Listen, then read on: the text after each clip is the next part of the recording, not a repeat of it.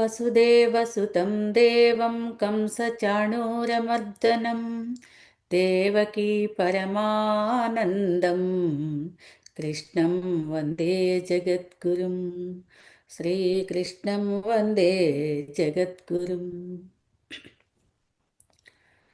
భాగవత గేయ సుధకి స్వాగతం.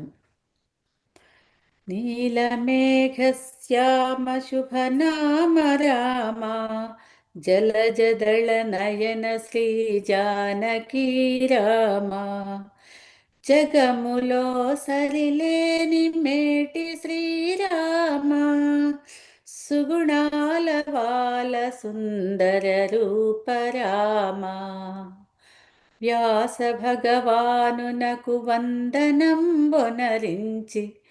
పోతన మహాకవికి చేతులను జోడించి రామాజ్ఞచే పలుకు భాగవత సుధయందు ఇష్టకామ్యప్రదము అష్టమ స్కంధమిది.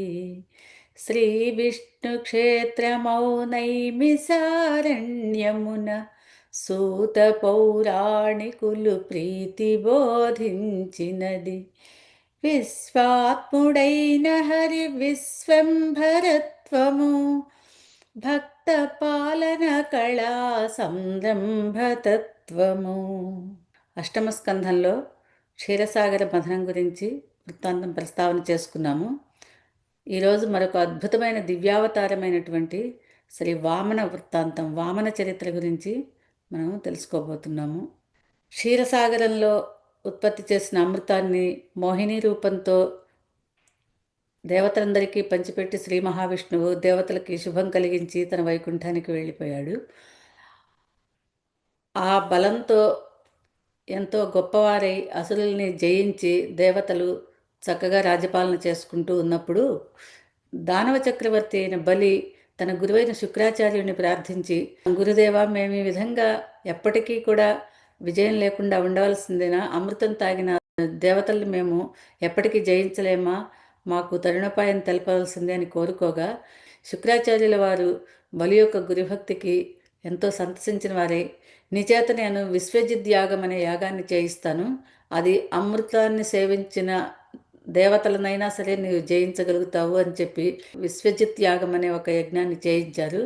ఆ బలంతో, పైగా గురువు అనుగ్రహము ఆశీర్వాదంతో బలిచక్రవర్తి అమరావతిపై దండెత్తి దేవతల్ని అతి తేలిగ్గా పరాజయం పాలు చేసి ఆ అమరావతిని ఆక్రమించి స్వాధీనం చేసుకున్నారు బలిచక్రవర్తి. ఆ విధంగా చెట్టుకొకరు పుట్టకొకరుగా తరలిపోవలసి వచ్చింది ఆ దేవతలంతా కూడా. అటువంటి దీనస్థితిలో దేవతల మాత, దేవతల తల్లి అయినటువంటి అదితి దేవి, కశ్యప ప్రజాపతి యొక్క భార్య అయిన అదితి తన కుమారుల దీనావస్థను చూచి, తల్లి కడుపు కదా, తల్లి మాతృహృదయం శోకించింది ఆమెది. తన భర్త అయిన కశ్యప ప్రజాపతిని ప్రార్థించి అదితి తన కుమారుల దీనావస్థను గురించి తెలియజేసింది. అప్పుడు కశ్యప మహర్షి భార్య అయిన అదితికి పయోవ్రతం అనే ఒక వ్రత విధానాన్ని ఉపదేశించి నిష్టగా ఆ వ్రతాన్ని ఆచరించమని ఆనతిచ్చారు. ఆ అదితిదేవి తాను ఎంతో నియమనిష్టలతో విష్ణు భగవానుడిని ఆరాధన చేసింది. ఆ పయోవ్రత విధానంలో వ్రత పరిసమాప్తి అయి ఆమె ధ్యానముద్రలో ఉన్నప్పుడే విష్ణు భగవానుడు ప్రత్యక్షమయ్యి, అమ్మ, నేను నీ గర్భవాసాన్ని జన్మించి పరిస్థితులని చక్కబరుస్తానని చెప్పి ఆ అదితిదేవికి వరం ప్రసాదించి అదృశ్యమైనాడు ఆ హరి. పుణ్యదంపతులైన అదితి కశ్యపులింట శ్రవణ ద్వాదశి నాడు అభిజిన్ముహూర్తమున రవిమింట వెలుగంగ గ్రహములను కోలింప వామనుడుగా వాసుదేవుడు దయించెనట. మధ్యాహ్న సమయంలో అభిజిత్ లగ్నంలో శ్రవణ ద్వాదశి నాడు, నక్షత్రయుక్తమైనటువంటి భాద్రపద శుద్ధ ద్వాదశి నాడు స్వామి అన్ని గ్రహాలు అనుకూలంగా చరిస్తూ ఉండగా వామనమూర్తిగా వాసుదేవుడు జన్మించాట. ఏ విధంగా జన్మించాడయ్యా అంటే, 4 చేతుల శంఖ చక్రాదుల మరంగ వనమాలికాధరుడు నళినాక్షుడు దయించే కనకమణిమయ హారనోపురమ్ములతోడ కమనీయ కంఠమున కౌస్తుభమణితోడ. శంఖచక్ర గదాధారి అయి సాక్షాత్ శ్రీ విష్ణు స్వరూపంగా చతుర్భుజాలతో శంఖచక్రాలతో వనమాలిక కౌస్తుభ మణి వనమాలిక విరాజితుడై పీతాంబరుడై శ్రీహరి ఆవిర్భవించాడు ఆ అదితి కశ్యపుల ఎదురుగుండా. ఎప్పుడైతే అదితి కశ్యపులు ఆ శ్రీమన్నారాయణుని దర్శనం చేశారో అదితి కశ్యపులు ఆనంద జయ శబ్దముల విష్ణు రూపుని సుతుని వినుతించుచుండగా వామనుడు తన దివ్య రూపమును చాలించి వటువు రూపమునొంది వారి ముందట నిలిచే. ఆ విధంగా సాక్షాత్తు శ్రీవైకుంఠంలో ఉన్నటువంటి శ్రీ మహావిష్ణువుగా ఆవిర్భవించిన ఆ వామనుడిని చూచి అదితి కశ్యపులు ఆనందంతో జయశబ్దాలు చేసి స్తోత్రాలు చేస్తూ ఉండగా తన దివ్యమైన రూపాన్ని ఉపసంహరింపజేసి ఉపనయనానికి తగిన వయస్కుడైనటువంటి వటువు రూపాన్ని ధరించి సాక్షాత్కరించాడట. వింత బాలెంతరాలైన అదితికి దేవకాంతలు 10 నాళ్ళు పురుడు నడిపిన పిదప వామనునకు ఒడుగు చేయ సంకల్పించి దేవతలు మునులు కశ్యపునితో జరిపించి. సాక్షాత్తు శ్రీ మహావిష్ణువు శ్రీమన్నారాయణుడు వామనుడిగా అదితి కశ్యపుల ఇంట్లో జన్మించాడు అని ఎరిగిన వారే దేవతలంతా కూడా మునులు యోగులు దేవతలు అంతా వచ్చి ఆ దేవకాంతలంతా వింత బాలెంతరాలైన అదితికి అన్నారు. వింత బాలెంతరాలంటే ఆమె గర్భవాసాన సాక్షాత్తు శ్రీ మహావిష్ణువు తన స్వస్వరూపంతో ఆవిర్భవించటము, ఆమెకు విష్ణు భగవానుడి వరము రాగానే ఆమెకు పుత్రోదయం కలగటము, ఇటువంటి వింతైన బాలింతరాలితనంతో ఉన్న ఆమెకు 10 రోజులు పురిటినాళ్లుగా గడిపి ఆమెను శుద్ధి చేసి అంతా అయిన తర్వాత ఇంకా ఉపనయనం చేయాలి ఈ వటువుకి అని దేవతలంతా సంకల్పించి కశ్యప ప్రజాపతి వాని తండ్రి గనుక అతన్ని ముందుంచుకొని అంతా కూడా ఈ కార్యక్రమం జరిపించటానికి ఉపనయన మహోత్సవం జరిపించడానికి పూనుకున్నారు. ఎంత అద్భుతంగా జరిగిందయ్యా వామనుడు అనే వటువు యొక్క ఉపనయనము అంటే ఆ ఉపనయన సభలో సూర్యుండు గాయత్రి మంత్రముపదేశించే సురగురువు యజ్ఞోపవీతము సమర్పించే అదితి కౌపీనమును ధరణి కృష్ణాజినము చంద్రుండు దండమును నింగి ఛత్రంబునిడే అక్షమాలను వాణి కమండలమును బ్రహ్మ ఋషులు కుశలను కుబేరుడు భిక్షపాత్రనిడే అక్షయంబని పూర్ణ భిక్ష పెట్టె భవాని ఆదరముతో ఋషులు వామనుని దీవింప. ఆ ఉపనయనంలో ఆ సూర్యభగవానుడే స్వయంగా వచ్చి గాయత్రి మంత్రాన్ని ఉపదేశించాడు ఆ వామనుడనే వటువుకి.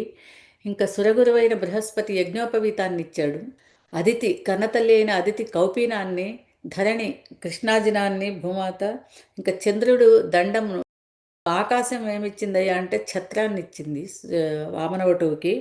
వాణి సరస్వతీదేవి అక్షమాలను ప్రసాదించింది జపం చేసుకుందుకు. కమండలాన్ని బ్రహ్మదేవుడిచ్చాడు. ఇంకా ఋషులు కుశలను పవిత్రమైన దర్భలని ఇచ్చారు.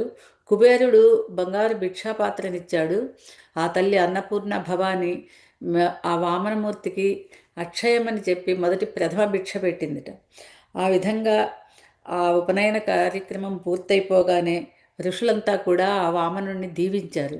ఆ ఉపనయనమైనటువంటి ఉపనయనమై ఎంతో అద్భుతంగా ప్రకాశంగా మెరిసిపోతున్నటువంటి ఆ వామనుడు ఆ వచ్చినటువంటి మునుల్ని ఋషుల్ని బ్రాహ్మణోత్తముల్ని ప్రశ్నించాడు.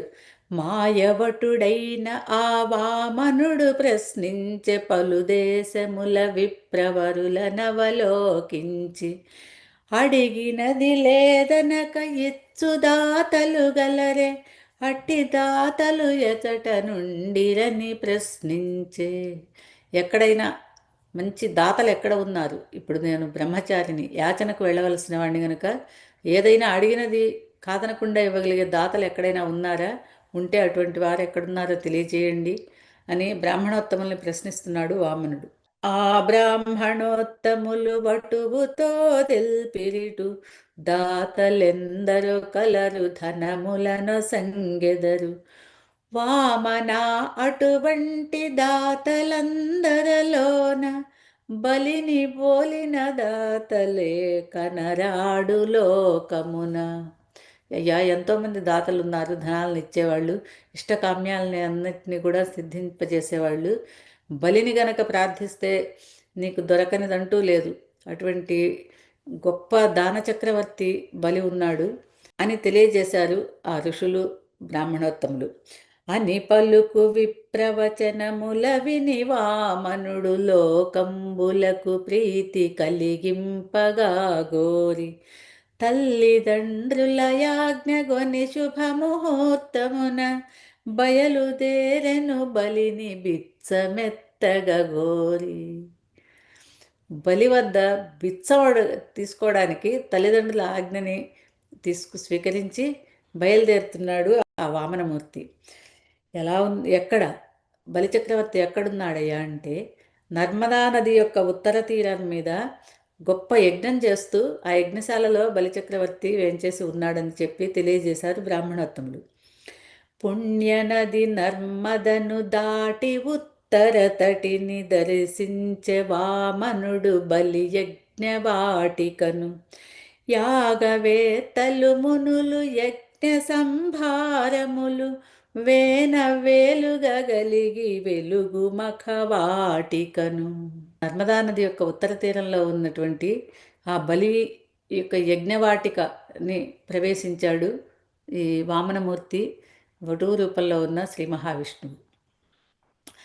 ఎంత అద్భుతమైన సంభారాలతో, యజ్ఞ సంభారాలతో మునులు, ఋషులు, వేదవాక్యాలు, వేదమంత్రాలు, ఎంతో మంగళకరమైన వాతావరణంతో ఉన్నది బలి యజ్ఞవాటిక. యజ్ఞశాలలో ప్రవేశిస్తూ ఉన్నటువంటి ఆ వామనమూర్తి యొక్క తేజస్సును చూచి సభలో ఉన్న సభ్యులంతా కూడా ఆశ్చర్యకరంగా, ఆహా, ఎవరి బాలుడు, ఎక్కడి నుంచి వచ్చాడు ఈ వటువు, ఎంతో అద్భుతంగా ఉన్నాడు అని ఎంతో ఆశ్చర్యంగా గుసగుసలాడుతున్నారట. ఎవరు, శివుడా, విష్ణువా, ఆ బ్రహ్మదేవుడా, లేక అగ్నిదేవుడా, సూర్యదేవుడా, ఏమిటి ఇంత తేజస్సు, ఎక్కడి నుంచి వచ్చాడు ఈ బాలవటువు, ఎవరు ఈ బాలవటువు అని తమలో తాము గుసగుసలు పోతూ ఉన్నారు. అనుచు తమలో తాము గుసగుసలు పోవగా ఆ పొట్టి వటువు తన మాట చతురత తోడ సభలోన సందడిగా తిరుగాడే మాటాడే, సాధికారముగా శాస్త్ర చర్చలు చేసే. ఆ సభంతా కలియ తిరుగుతూ ఎంతో సందడిగా వేద చర్చలు జరుగుతున్న చోట ఆ చర్చల్లో పాల్గొంటూ జటలు ఘనలు చెప్తున్న వారి చేత, వారితో కలిసి ఆ జటలు ఘనలు చెబుతూ ఎంతో సందడిగా తిరుగుతూ మాట్లాడుతూ అందరినీ నవ్వుతూ చక్కని ఒక గొప్ప వాతావరణాన్ని సృష్టించాడు ఆ స్వామి వామనమూర్తి.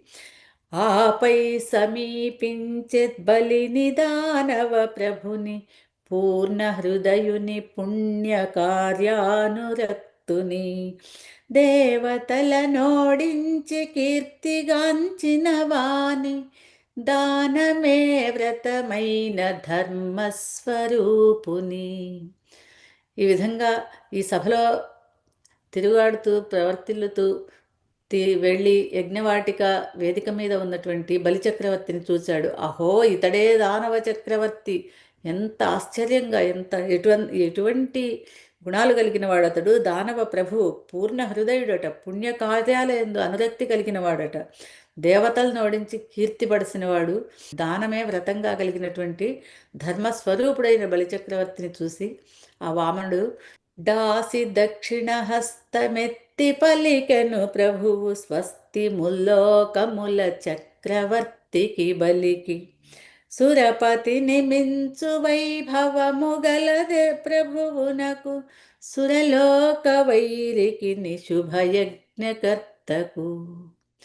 అనుచు దీవింపంగ బలి లేచి మ్రొక్కులిడి, పాదంబులను కడిగి ఆసనమున మరించి, వినయమ్ముతో బలికె ఆ బాలవటువుతో, మానవాకృతి నున్న వేదం పురాసితో. వేదం మానవాకృతి తాల్చిందా అన్నట్లుగా ఉన్నారట ఆ వామనమూర్తి. అద్భుతమైన తేజంతో మెరిసిపోతూ బాలవటువు. అటువంటి బాలవటువుకి ఆ బలిచక్రవర్తి ఎంతో బ్రాహ్మణ భక్తుడు, పుణ్యకార్యానురక్తుడు అయినటువంటి ఆ బలిచక్రవర్తి వెంటనే వేదిక మీద నుంచి దిగి వచ్చి స్వామికి బాలవటువుని స్వాగతించి ఆసనమిచ్చి కాళ్ళు కడిగి ఆ పాదజలాన్ని తన శిరస్సును ధరించి మానవాకృతితో ఉన్నటువంటి వేదపు రాశి వలె ఉన్నటువంటి ఆ బాలవటువుతో పలుకుతున్నారు. ఓ బ్రాహ్మణోత్తమా, ఎవరి వాడవు నీవు, ఎట నుండి వచ్చితివి నన్ను ధన్యుజేయుటకు, నీరాకతోడ నా యజ్ఞంబు ఫలించే, నా కోరికలు తీరే, ఏమి కావలె నీకు.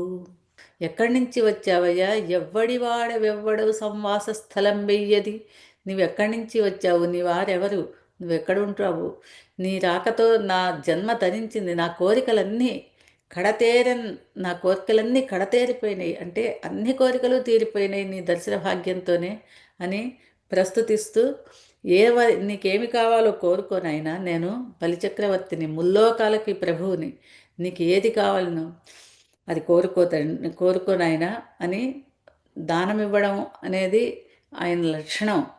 దాన దాన చక్రవర్తి గనక బలి చక్రవర్తి ఈ విధంగా ఆ వామనుణ్ణి నీకేం కావాలో అడుగుతున్నారు. మాడలా మేడలా మంచి వస్త్రములా, కన్యలా రథములారులు కాంచనములా, గోవులా గజములా విందు భోజనములా, ఏ భూములా లేక ఇంకేమైన వరములా. ఏవి కావాలో కోరుకోనైనా నీకు ఎంతో సంతోషంతో ఇస్తాను అని పలికితే, ఓ అసురేంద్ర, ఓ దానవ చక్రవర్తి, నీవు అడిగావు, ఇన్ని ప్రశ్నలు అడిగావు, నేను ఎక్కడి వాడిని అని అడిగావు. అన్నింట నేనుందు నందరి వాడనై, ఒంటి వాడను నేను చుట్టమొక్కడు లేడు, సిరి కూడా లేదిప్పుడు సుజనులతో నేనుందు, దానమీయగదలచి పలికితివి ధర్మముగా, మీ వంశ గౌరవము మించు చందంబుగా. అత్యుత్తమమైన వంశంలో ప్రహ్లాదాది మహాత్ములు జన్మించిన వంశంలో జన్మించిన వాడివి, నీ వంశ గౌరవాన్ని పెంపొందించే విధంగా చక్కని మాటలు మాట్లాడావు, నీ నీ దానగుణాన్ని తెలియజేశావు. నేను ఇంకా ఎవరి వాడిని చెప్తాను, నేను అందరితోనూ ఉంటాను, అందరి అందున ఉంటాను. ఒకప్పుడు సిరి ఉండేది నాకు, ఇప్పుడు అంటే లక్ష్మీదేవితో ఉండేవాడిని, ఇప్పుడు బాలవటువుగా వామన రూపంలో వటువుగా బ్రహ్మచారిగా ఉన్న విషయాన్ని కూడా ధ్వనితో స్వామి తెలియజేస్తున్నారు. ఇంకా నీ వంశ గౌరవం వినవడించేలాగా చక్కని పలుకులు పలికావు, నాకు చాలా సంతోషమవుతున్నది అని. నువ్వు అడిగినవన్నీ నాకెందుకయ్యా, నేను ఒక బాల బ్రహ్మచారిని. మేడలు మిద్దెలు కరులు కాంచనాలు రత్నహారాలు భూములు ఇవన్నీ నేనేం చేసుకుంటాను. ఛత్రమో జందెమో ముంజియో దండమో నిత్య కృత్యంబులకు చాలియుండును నాకు. బ్రహ్మచారిని నేను, ధనముతో పని లేదు, 3 అడుగుల నేల దానమిచ్చిన చాలు అంటున్నారు ఆ వామనమూర్తి. నాకెందుకు ఇవన్నీ, నాకు ఒక్క 3 అడుగుల నేల, బ్రహ్మచర్యంలో ఉన్నవాణ్ణి, నాకు గొడుగో జన్నిదమ్మో కమండలువో నాకు ఇటువంటివి ఇస్తే సరిపోతుంది, కానీ నాకెందుకయ్యా అవన్నీ, నేను ధ్యానం చేసుకోవడానికి నాకు ఒక 3 అడుగుల నేల ఇవ్వమంటున్నాడు స్వామి. ఇంకా ఏమంటున్నారు ఆ వామనమూర్తి, అదిగాక అసురేంద్ర ఆశ తుదిలేనిది, ఆశగల మానవుడు ఆనందపడలేడు, సంతోషమున సకల సౌఖ్యములు సమకూరు, తృప్తిగల మానవుడు చక్రవర్తికి సముడు. ఇక్కడే మనకు వామనమూర్తి తెలియచేస్తున్నారు సందేశాన్ని. ఆశకి అంతు ఉండాలి, తృప్తి అనేది ఉండవలసినది మనుషునికి ముఖ్యమైన లక్షణం. తృప్తి అనేది లేకపోతే, సంతోషం అనేది లేకపోతే, సుఖం అనేది ఎటువంటి పరిస్థితుల్లోనూ ఉండదు. సంతోషంగా ఉండేవాడికి, సంతృప్తి పడేవాడికే సుఖం కలుగుతుంది అని ఆ విష్ణు భగవానుడు తెలియజేస్తూ, తృప్తి లేనివాడు, తృప్తి కలిగిన మానవుడు చక్రవర్తితో సమానము, తృప్తి లేని వాడికి ఎప్పటికీ సుఖం ఉండదు అని పలికితే, అనివామనుడు పలుక బలి చక్రవర్తి విని జల కలశమును చేతబూని నిలిచెను ఎదుట. వామనుని వాంఛితము నెరవేర్చగాదలచి భూమి మూడడుగులను దానమీయగదలచి. వామనుడి పలుకులు విన్నవాడై బలిచక్రవర్తి ఆ 3 అడుగుల మేర భూమిని దానం ఇవ్వటానికి సంసిద్ధుడై జలకలశాన్ని చేతబూని నిలబడ్డారు. అప్పుడు బలిచక్రవర్తి యొక్క కులాచార్యుడైనటువంటి శుక్రాచార్యుడు ఆ సన్నివేశాన్ని వచ్చారు ఆయన. అదిగాంచి శుక్రుండు బలికులాచార్యుండు సకల రాక్షస రాజ్య సౌభాగ్యకారకుడు పలికె బలితో దానమీయంగవలదని వామనుడు కాడితడు మాయావి విష్ణువని. తన దివ్య దృష్టి చేత వచ్చిన ఈ మాయవటు ఎవరో గ్రహించగలిగిన ఆ శుక్రాచార్యుల వారు తన శిష్యవాత్సల్యంతో తన శిష్యుడు ఏమైపోతాడో అన్న భయంతో, నాయన బలిచక్రవర్తి, నువ్వు ఈ దానాన్ని ఇవ్వవద్దు, ఈ వచ్చినవాడు మాయావి విష్ణువు నిన్ను అంతం చేయటానికి వచ్చాడు కనుక నువ్వు ఈ దానం ఇవ్వద్దు అని వారిస్తాడు తన శిష్యుణ్ణి. 3 అడుగుల నేల దానమడిగిన వాడు ముల్లోకములు దాటి విక్రమించును వీడు. ఇట్టి దానము చేత కష్టము వాటిల్లు దాత నాశనమందు దానము సరికాదు. వీడు 3 అడుగుల నేల అని వచ్చిన వాడు మాయావటు అయ్యా. వీడు 3 లోకాలని దాటి విక్రమిస్తాడు కనుక దాత నాశనం అయిపోయే తనకు మాలిన ధర్మం అనేది అవసరం లేదు అని శుక్రాచార్యుల వారు వారిస్తే, బలిచక్రవర్తి గురువచనములను విని బలి నిశ్చయించుకొని పలికె వినయమ్ముతో తన వంశహితునితో. గురువరా, అనృతము కన్న పాపము లేదు కనుకాడిన మాట కట్టువలె ఉండవలే.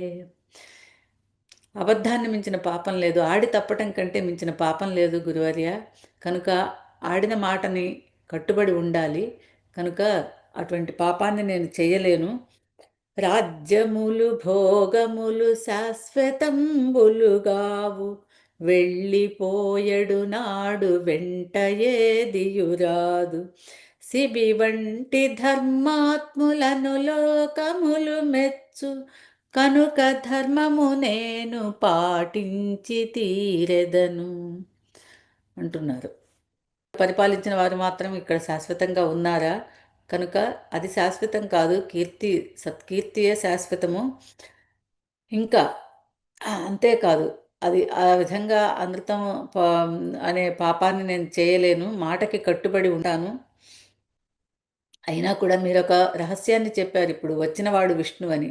విష్ణుమూర్తి అంటే, విష్ణుమూర్తి నన్ను చేయి చాచి దానం అడగటం అంటే ఏమి విషయం అది, ఏమి భాగ్యం అది. అదిగాక శ్రీకరంబైన శ్రీహరి చేయి ఆదిలక్ష్మీదేవి మేనిపై నిడు చేయి అంతటి చేయి నా చేతి క్రిందకు చేరి దానమడుగుట కంటే మేలేది నన్ను కోరి. అంతటి మహద్భాగ్యం నాకుగాక ఎవరికి దక్కిందయ్యా? ఈ రాజ్యం శాశ్వతమా? అంతటి ప్రశస్తమైన శ్రీ మహావిష్ణువు, ఏ తల్లి కడగంటి చూపు కోసం ప్రతి ఒక్కరూ పరితపిస్తారో అటువంటి శ్రీ మహాలక్ష్మి ఆదిలక్ష్మీదేవి ఆదిలక్ష్మీదేవితో సపర్యలు చేయించుకునేటటువంటి ఆ శ్రీ మహావిష్ణువు యొక్క అత్యద్భుతమైన ఆ హస్తము, ఆ దివ్యమైన హస్తం, అటువంటి హస్తము నా చేతి కిందకి చేరి నన్ను దానం అడుగుతూ ఉంటే ఇంత మహద్భాగ్యం కలిగిన వారు ఇంకొకరు ఉన్నారా ఈ సృష్టిలో? ఏమైతుంది?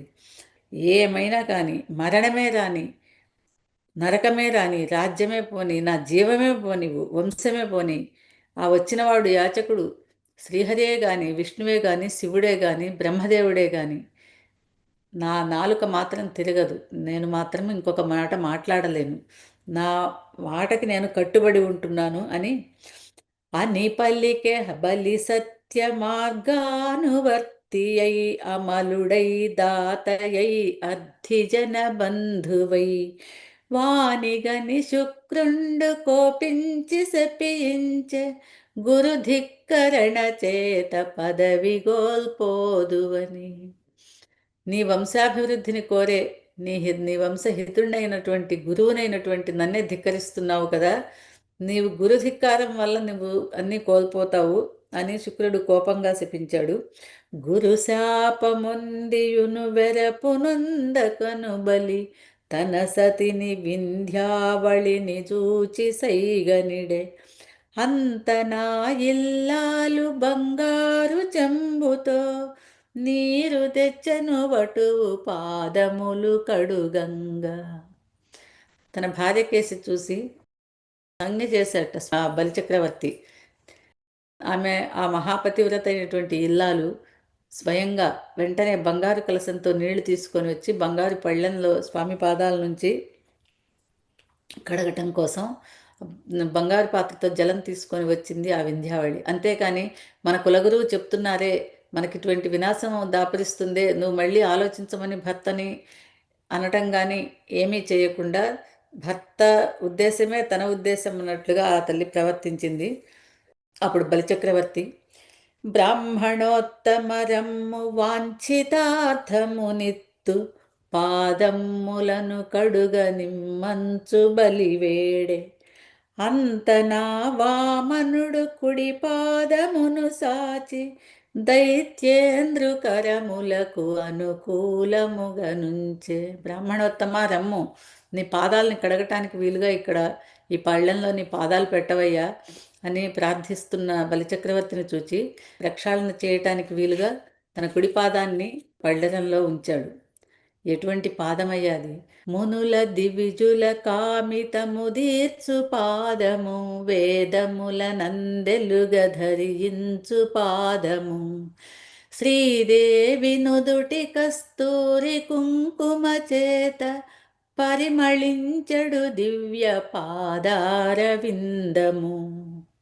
ఆ దివ్య పాదమును అతి భక్తితో కడిగి ఆ పైన వామ పాదమునట్లే కడిగి పావనం బగు పాద జలము శిరమున దాల్చి వార్చి సంకల్పించి వామనుని పూజించి.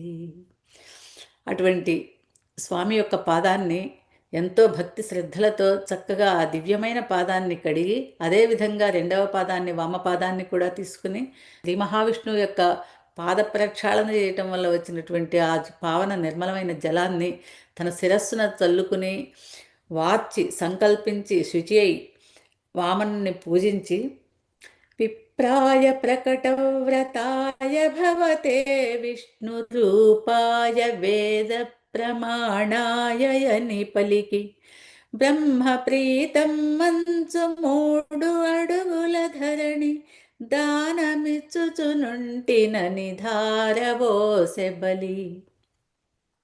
ఈ విధంగా 3 అడుగుల నేలని జలధారతో దానమిచ్చాడు బలిచక్రవర్తి. కులనాశమును దలచి కుల గురువు భార్గవుడు జలధార కడ్డుపడే కలశంబులో దూరి అది తెలిసి వామనుడు కుశతోడ పొడవంగా కన్నుగోల్పోయి గురుడే కక్షి అయిపోయే. ఆ విధంగా తన శిష్యుడు పతనమవుతాడేమో అన్న భయంతో శిష్యవాత్సల్యంతో ఆ శుక్రాచార్యుల వారు సూక్ష్మరూపంలో ఆ జలకలశంలో అడ్డుపడేవగా ఆ జలధార సరిగా రావటం లేదేమి అని బలిచక్రవర్తి చూసుకుంటూ ఉన్నప్పుడు వామనుడు తన చేతిలో ఉన్న కుశతో పొడవగా అది సూక్ష్మరూపంలో ఉన్న శుక్రాచార్యుల వారి కంటికి తగిలి ఆయన కన్ను కోల్పోయాడని అది ఒక కథ. బలి విడచు జలధార హరిగొనెను హస్తమున దుష్ట రాక్షస శిరములను నరుకు హస్తమున, శ్రీలక్ష్మి వక్షమున నర్తించు హస్తమున, సిరికబరి బంధమును సేవించు హస్తమున. ఎటువంటి హస్తం అది! తన హస్తంతో, తన చేత్తో ఆ బలిచక్రవర్తి వదులుతున్న జలధారిని గ్రహించారు వామనమూర్తి శ్రీ మహావిష్ణువు. దుష్ట రాక్షస శిరాల్ని ఖండించేది శ్రీ మహాలక్ష్మిని ఎంతో ప్రేమతో ఆప్యాయతతో ఆమె తనువెల్లా స్పృశించగలిగినటువంటి ఆ దివ్యమైన హస్తంతో స్వామి ఆ జలాన్ని స్వీకరించారు, దానాన్ని. అఖిల భూతాధిపుడు హరిదానమునుగొనగా పంచభూతములు శాంతించి కళకళలాడే, తనకు చేటని తెలిసి దానమిచ్చిన బలిని సకల జగములు మెచ్చె పొగడి బళి బళి అని. అఖిల భూతాధిపుడు, సర్వాంతర్యామి అయినటువంటి సర్వభూతమయుడైనటువంటి శ్రీ మహావిష్ణువు ఎప్పుడైతే దానాన్ని స్వీకరించాడో అన్ని భూతాలు కూడా సంతృప్తులై జగములన్నీ కూడా కళకళలాడి పంచభూతాలన్నీ శాంతించాయట. దానమును కొని వామనుండు బలితో పలికే భూదాన ఫలముగా ఇహ పరమ్ములు గలుగు, మదిని వగవక దానమిచ్చుటే మరి మేలు, ఈ 3 అడుగులే నాకు ముల్లోకములు. మనస్సులో ఎటువంటి సంకోచం లేకుండా మనస్ఫూర్తిగా ఇచ్చిన దానము చాలా గొప్పది. భూదానం వల్ల ఇహపరాలు నీకు సమకూరుతాయి అని బలిచక్రవర్తితో అని పల్లికి వామనుడు పైకెదిగే క్రమముగా, అంతయై ఇంతయై మరియు తానెంతయై, ఆకాశమును మేఘమండలమును దాటి, చంద్రుని తారలను ధ్రువమండలము దాటి, భూమహర్లోకాది పైలోకములు దాటి, సత్యలోకము దాక నిండె బ్రహ్మాండంబు. ఇంత అంత అంత అంత అని ఎదిగిపోయి ఆ వామనమూర్తి ముల్లోకాలు నిండిపోయి సత్యలోకం దాటి ధ్రువలోకం దాటి భూమండలం అంతా పెరిగి ఆకాశము, చంద్రలోకము, సూర్యలోకము, అభోలోకము, ధ్రువలోకము, మహాలోకం, సత్యలోకాలని దాటి ఆక్రమించాడు స్వామి. ఎలా పెరిగిపోయిందంటే ఆ వామనాకృతి అంటే, ఆ రవిబింబం, ఆ సూర్యబింబం మొదట గొడుగులాగా ఉన్నదట స్వామికి. ఈ రీతిగా నిండు ఆ వామనాకృతికి భానుడాభరణముగా ఒప్పె పలు విధములుగా, తొలుత గొడుగై పిదప తలమానికంబునై, కర్ణకుండలమునై కంఠహారంబునై, బాహుకేయూరమై కరకంకణమునై, మొలనూలి గంటయై పదములకు అందెయై, భాసించ భాస్కరుడు తుదకు పదపీఠమై, విష్ణునకు విశ్వరూపునకు వామనునకు, సకలంబులను నిండి వెలుగు సర్వేశునకు, బ్రహ్మాండమే మేలి ముసుగైన స్వామికి. ఆ స్వామికి బ్రహ్మాండం అంతా ఒక మేలి ముసుగులాగా అయిపోయిందిట. విశ్వమంతా ఆక్రమించి కింది లోకాలు, పైలోకాలు, భూలోకము, సమస్త ప్రాణుల్లో నిండి ఉండేటువంటి ఆ స్వామి సమస్త విశ్వాన్ని ఆక్రమించాడు త్రివిక్రముడై. ఆ విశ్వరూపునకు అమరె భూమండలము పాద పద్మము క్రింద పంకంబురీతిగా, అటులె గగనము కూడా శోభిల్లె ఘనముగా, పంకజముపై వాలు భృంగంబురీతిగా. ఒక పాదాన్ని పైకెత్తి ఆకాశానికి, ఒక పాదంతో భూమిని కొలుస్తున్న ఆ వామనమూర్తికి, ఆ త్రివిక్రమ రూపానికి పైన ఆకాశమంతా కూడా ఆ పాద పద్మానికి, స్వామి యొక్క 2 పాదాలు పద్మాలైతే ఆ పద్మం మీద వాలిన తుమ్మెదలాగానేమో ఆకాశము, ఆ నల్ల మేఘాలతో కూడిన ఆ ఆకాశము ఒక తుమ్మెదల వలె భాషించిందిట స్వామి పాదపద్మం మీద. అదేవిధంగా భూమి నుంచి క్రింద భాగాల్ని కొలుస్తున్నటువంటి ఆ పాదపద్మానికి భూమండలం అంతా కూడా ఒక చిన్న బురదలో పుడుతుంది కదా కమలం, ఆ కమలం కింద అంటుకున్న చిన్న మట్టి ముద్ద వలె శోభిల్లిందట.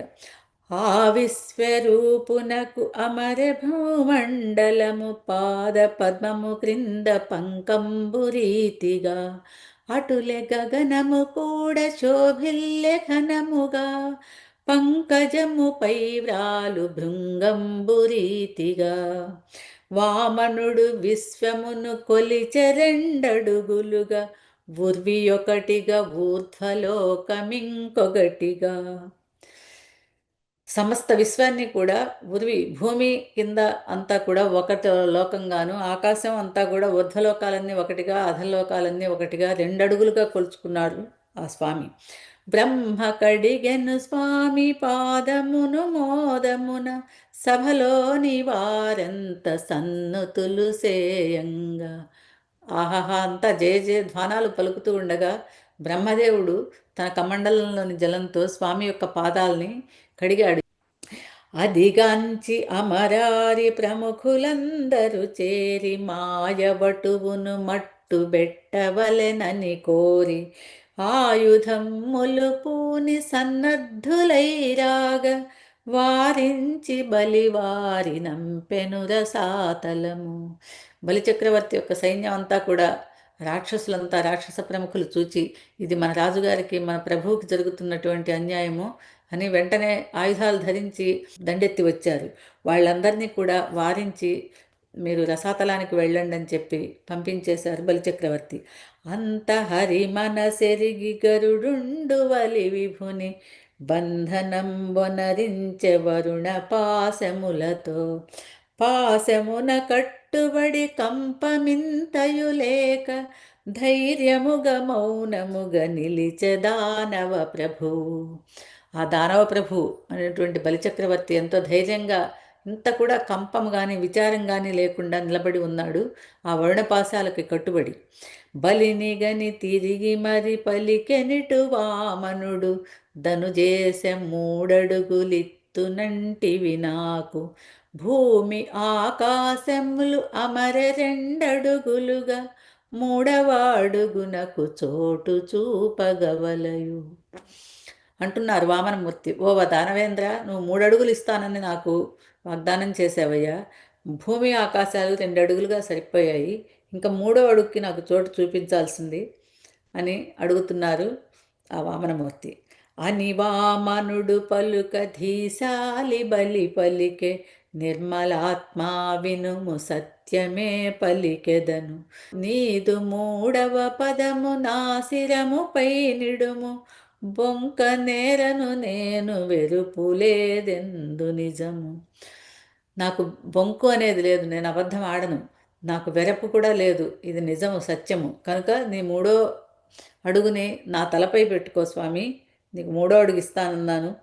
అదిగాక సర్వేశ ఆది గురువై నాకు కనువిప్పు నొసగితివి వందనంబులు నీకు మాయ సంసారమే నిత్యమని భావించు మా ఓటి మూఢులకు ముక్తిదాతవు నీవు. పుణ్యాత్ముడైన నా తాత ప్రహ్లాదుండు నిన్ను సేవించి కడు ధన్యతను గంచెగద మా వారు వైరమున నిన్ను దర్శింపగా నీవు అర్థిగా వచ్చి నన్ను కరుణించితివి. స్వామి, ఓ శ్రీ మహావిష్ణువు తండ్రి, నీకు నేను 3వ అడుగు ఇస్తాను, అదిగాక నీవు నాకు ఇప్పుడు గురువువై నాకు కనువిప్పు కలిగించావు, నువ్వు ఏమడిగినా ఇస్తాను, ఏదడిగినా ఇవ్వగలను అన్నందుకు నా అహంకారాన్ని పూర్తిగా తీసివేసి ఈ మాయ సంసారమే నిత్యమని భావించే మా వంటి మూఢులకు ముక్తిదాతవు నువ్వు. అటువంటి ఆత్మ జ్ఞానాన్ని కలిగించావు. సఖ్యం ఆత్మనివేదనం నవవిధ భక్తి మార్గాలు ఏవైతే ఉన్నాయో మనకు భాగవత ధర్మాల్లో చెప్పబడినవి, ఆత్మనివేదనం అనే భక్తి మార్గం ద్వారా బలి తను తాను సమర్పణ చేసుకొని హరి సాయుధ్యాన్ని పొందినట్లు మనకు తెలియచేస్తాయి పురాణాలు. ఇంకా అంటున్నారు బలిచక్రవర్తి, నా తాత అయిన ప్రహ్లాదుడు నిన్ను సేవించి ఎంతో ధన్యాత్ముడైనాడు. మా వారు అకారణమైన మా తాత ముత్తాతలు హిరణ్యకశ్యపుడు వైరంతో నిన్ను సేవిస్తే నీవు ఒక అర్థిగా ఒక యాచకుడిగా వచ్చి నన్ను కరుణించావు స్వామి అని దానవేంద్రుండు పలుకు తరుణంబులో పరమ భక్తుండు నిర్మలుడు ప్రహ్లాదుండు. ఏ తెంచగా చూచి బలి దుఃఖమును పొందే బద్ధుండనైనతులు గావించనైతినని.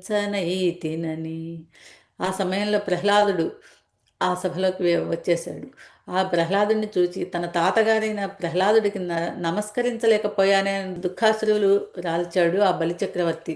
ఆయనకి రాజ్యం పోయినప్పటికీ, తన తన జీవనమే పోయినా, తన వంశమే పోయినా దేనికి విచారించని బలిచక్రవర్తి తన తాతకు నమస్కరించలేకపోయినందుకు, చేతులు కట్టుబడి బంధించబడి ఉన్నందుకు దుఃఖించాడు.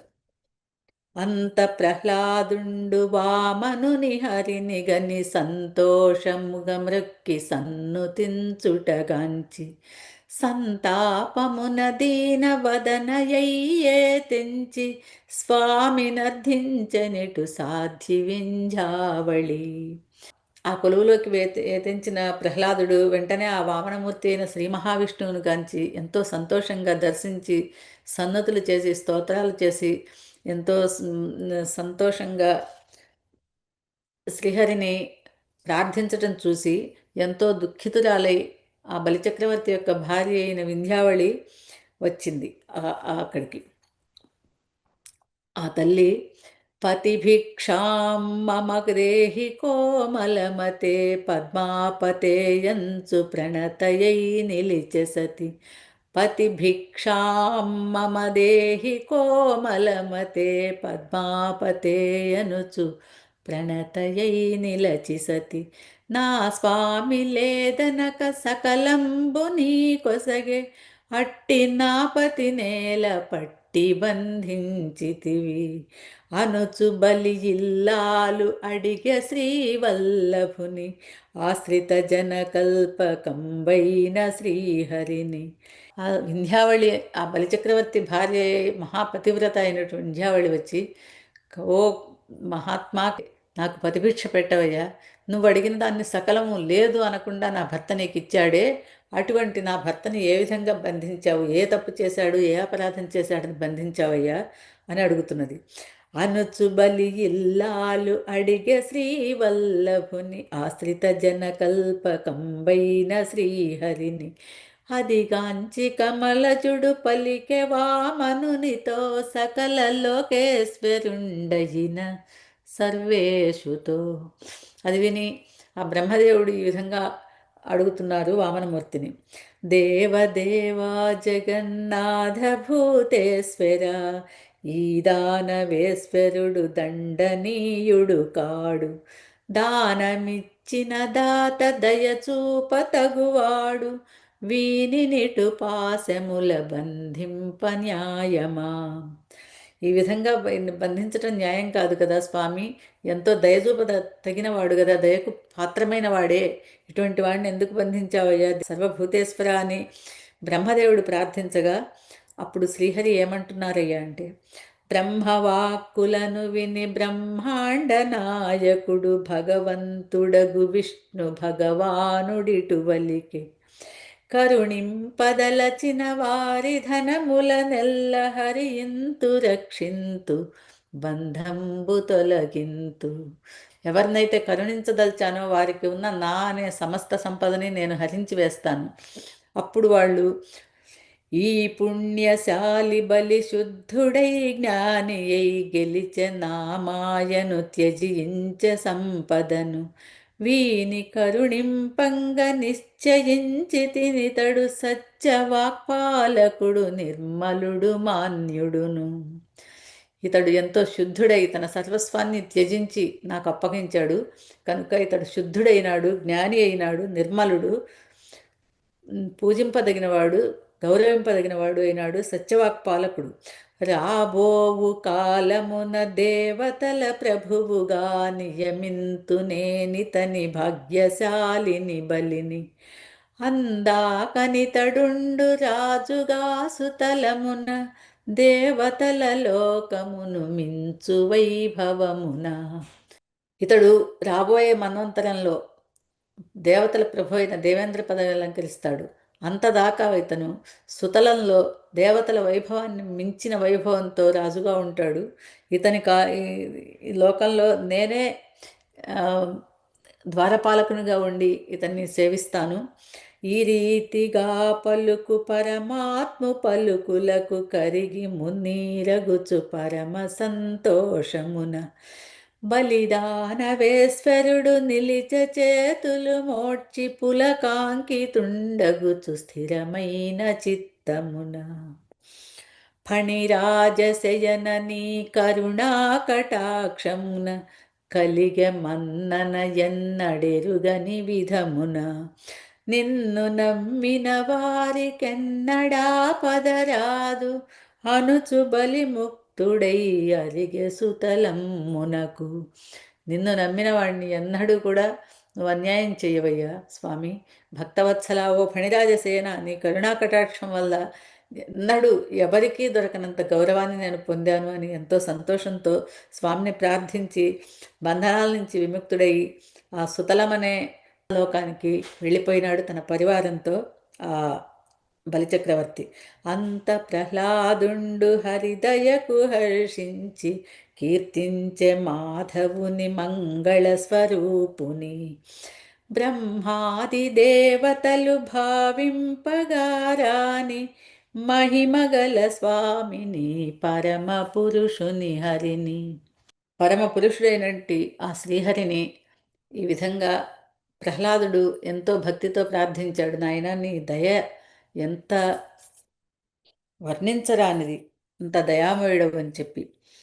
ఈశ్వరాసముడవై విశ్వవ్యాపకుడవై ఆశ్రిత జనావళికి కోర్కెలను తీర్చెదవు. నీచకులజులమైన మా ఓటి ధనుజులను కాచుటే చిత్రంబు కరుణాస్వరూప. మేము నీచమైన రాక్షస కులాల్లో జన్మించిన వాళ్ళం అయినప్పటికీ కూడా మమ్మల్ని ఎంత దయతో కాచి కాపాడుతున్నావు, నువ్వెంత కరుణాస్వరూపుడు ఈశ్వర. ఓ శ్రీహరి నా తండ్రి అని వించు ప్రహ్లాదుగని హరి పల్లికే నాయన బలితోడవెడలు సుతలమ్మునకు గదా పాణినై వచ్చి కాపాడెదను మిమ్ము ఎట్టి ఆపదల చట కలుగనీయను సుమ్ము. నాయనా ప్రహ్లాద, నువ్వు కూడా నీ మనవడితో పాటు వెళ్ళి ఆ సుతలంలో ఉండు. నేను గదాపాణినై వచ్చి అక్కడ మిమ్మల్ని కాపాడుతూ ఉంటాను, మీకు ఎటువంటి ఆపద రానివ్వను అని స్వామి పలుకగా వెడలె ప్రహ్లాదుండు బలిని రక్కసులను తన వెంట పెట్టుకొని అంత శ్రీహరి పలికె సభను భార్గవునిగని యజ్ఞ కార్యము పూర్తిగా వింపవలెనని.